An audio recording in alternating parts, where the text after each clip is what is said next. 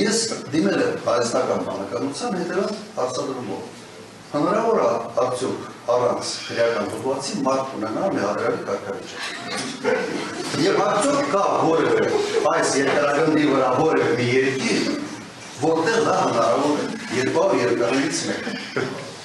Շատ երկար աշխատելուց հետո, ամբողջ այդ big data մշակելուց հետո, ինձ ասել են սա աբսուրդ է, սա անհնար է, եւ չկա աշխարհում որևէ մեկ երկիր, որտեղ դա հնարավոր է։ Ամենան դեպս եղած այս data-ի մեջ այդպիսի օրինակ հայաստանական բանականությունը չի գտել։ Ես ասեմ, լավ պատմական իմաստով է, հիմա կարող է դա եղել օրինակ 50 տարի առաջ, 60, 70 վերջի 100 տարվա ընթացքում այդպիսի օրինակ չի հայտնաբերել։ Հասկանում հիմա եթե մենք